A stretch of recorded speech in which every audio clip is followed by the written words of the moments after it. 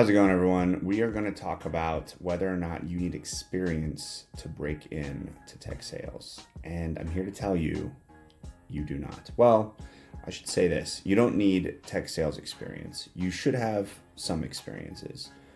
A lot of people that are trying to break in or considering breaking in think that the only way to do it is to get tech sales experience. But how do you get experience when no one will hire you without experience?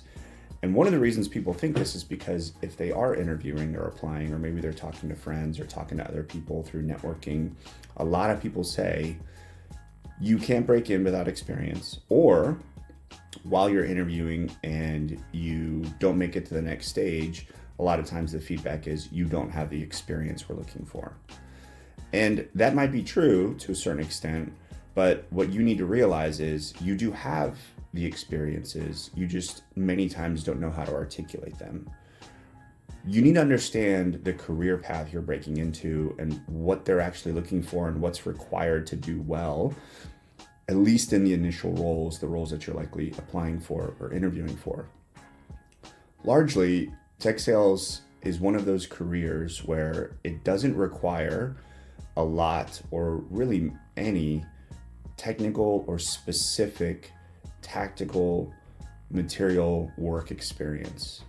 It's one of those jobs where if you're gritty, you're coachable, you're willing to work hard, learn new things, and try stuff, you can probably do well, especially at entry-level roles.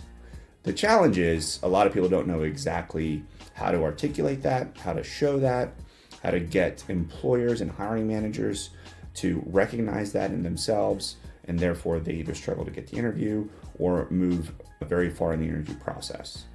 So the short answer is you don't need tech sales experience to break in.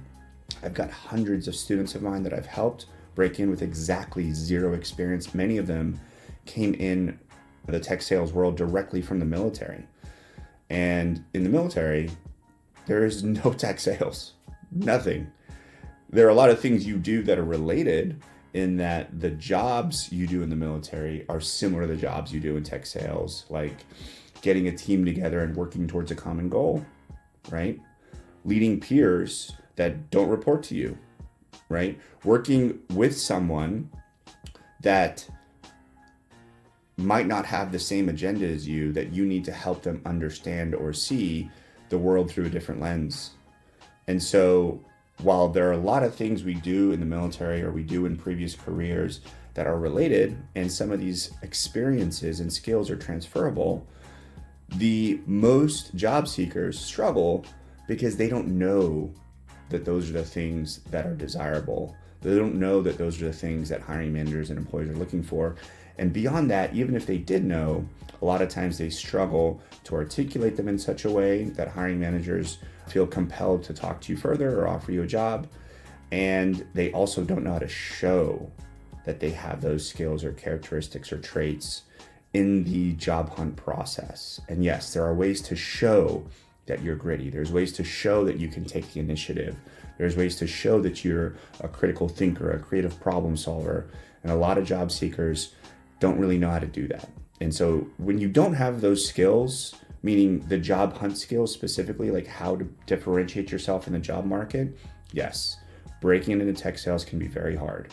When you're smashing the apply button and applying to hundreds of jobs every single week, yes, breaking into tech sales can be very challenging.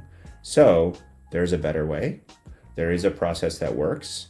It's taking the actual sales process and simply applying it to the job hunt process, right? So think of yourself as the product or service you are now selling, and the employer or the hiring manager is now the customer or the decision maker, and it's your job to solve their problem. When you reframe the problem that way, the job hunt process becomes very different.